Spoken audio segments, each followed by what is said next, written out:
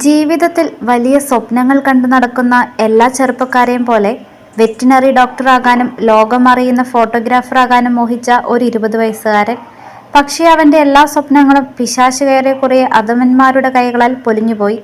അവന് സ്വപ്നങ്ങൾ പകർന്നു നൽകിയ അമ്മയും അച്ഛനും അമ്മാവനും മറ്റു ബന്ധുക്കളും സിദ്ധു ഇനി വരില്ല എന്ന യാഥാർത്ഥ്യം ഇപ്പോഴും ഉൾക്കൊണ്ടിട്ടില്ല. കലാലയ രാഷ്ട്രീയം എന്ന ഓമന സങ്കല്പത്തിന്റെ ഇരകളായി ഇനിയും എത്ര അമ്മമാർ, അച്ഛന്മാർ, കുടുംബങ്ങൾ. എത്ര വർഷങ്ങളും പതിറ്റാണ്ടുകളുമായി ഇവർ കണ്ണീരുകോരി കഴിയുന്നു. എത്ര പേര് ജീവശവങ്ങളായി കഴിയുന്നു. ഈ പൈശാചികതയുടെ പേരോ കലാലയ രാഷ്ട്രീയം. പൂക്കോട് വെറ്റിനറി കോളേജിലെ 2ാം വർഷ ബിരുദ വിദ്യാർത്ഥി സിദ്ധാർത്ഥ് ആത്മഹത്യ ചെയ്തതെന്നാണ് കോളേജിൽ നിന്ന് ആദ്യം വീട്ടിൽ അറിയിച്ചത്.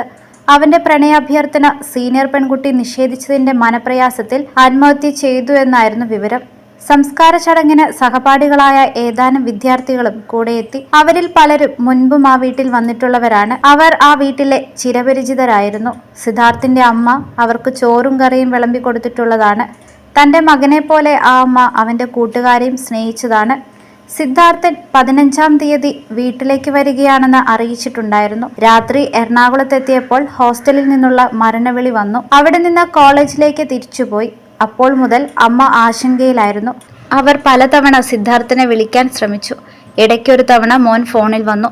പിന്നീട് വിളിച്ചപ്പോഴെല്ലാം അവന്റെ സഹപാഠികളായ കൂട്ടുകാരാണ് ഫോൺ എടുത്തത്. ഉറങ്ങുകയാണ്, കുഴപ്പമില്ല എന്നൊക്കെ അവർ പറഞ്ഞുകൊണ്ടിരുന്നു. 18-ാം തീയതി സിദ്ധാർത്ഥ് മരിച്ചു എന്ന് ഉറപ്പായപ്പോഴും കൂട്ടുകാർ വിവരം മറച്ചുവെച്ചു. സത്യം പുറത്തു പറയരുതെന്ന് അവരെ ആരോ വിലക്കിയിട്ടുണ്ടായിരുന്നു എന്ന വിവരം പിന്നീട് പുറത്തു വന്നു.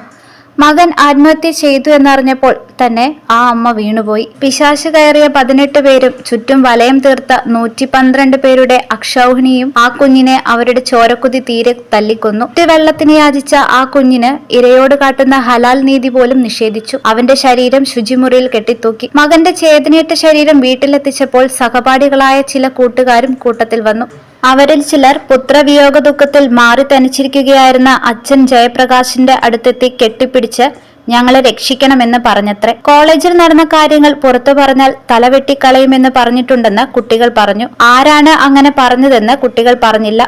SFIയോ ഡീനോ പോലീസോ പോലീസിന്റെ പ്രത്യേക അന്വേഷണ സംഘമോ അക്കാര്യം നാളിതുവരെ സമ്മതിച്ചിട്ടില്ല. അവർ ആരും അക്കാര്യം തുറന്നു പറഞ്ഞിട്ടില്ല. ആരും അന്വേഷിച്ചിട്ടുമില്ല. നൊന്തുപെറ്റ മകൻ ആത്മഹത്യ ചെയ്തതാവാം, അല്ലെങ്കിൽ ആരെങ്കിലും കൊന്നതാവാം. ഏതാണെങ്കിലും കുറച്ചു ദിവസം കഴിയുമ്പോൾ ആ യാഥാർത്ഥ്യം അംഗീകരിച്ചേ മതിയാകൂ. പക്ഷെ മകനെ പോലെ തന്നെ കണക്കാക്കി ആഹാരം വെച്ച് വിളമ്പിക്കൊടുത്ത സഹപാഠികളായ കൂട്ടുകാർ അവനെ കൊന്നു കെട്ടിത്തൂക്കിയ ക്രൂരതയിൽ നിന്ന് സിദ്ധാർത്ഥിന്റെ അമ്മയ്ക്ക് ഇനിയും കരകയറാൻ കഴിഞ്ഞിട്ടില്ല. അവർ ഇപ്പോഴും ചികിത്സയിലാണ്. ഷുഗറും ബ്ലഡ് പ്രഷറും വളരെ കുറവാണ്. കലശലായ നെഞ്ചുവേദനയുണ്ട്. അടിക്കടി ബോധം മറയുന്നുണ്ട്. വീടിനടുത്തുള്ള ഡോക്ടർമാർ മാറി മാറി വന്ന് പരിശോധിക്കുന്നുണ്ട്. ECG പരിശോധിക്കണമെന്നാണ് ഇപ്പോൾ പറഞ്ഞിരിക്കുന്നത്. അമ്മ ആഹാരം കഴിക്കാൻ കൂട്ടാക്കുന്നില്ല. വെള്ളം പോലും കുടിക്കില്ല. തനിയെ എണീറ്റ് നടക്കാൻ കഴിയാത്ത സ്ഥിതിയിലാണവർ. എന്തൊരവസ്ഥയാണത്!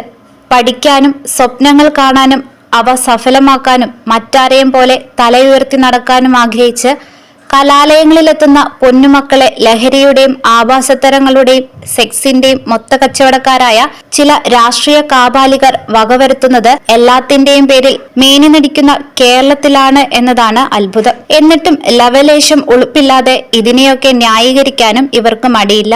ലജ്ജാകരം. ലജ്ജിച്ച് തല താഴ്ത്തി നിൽക്കുകയാണ് കേരളം.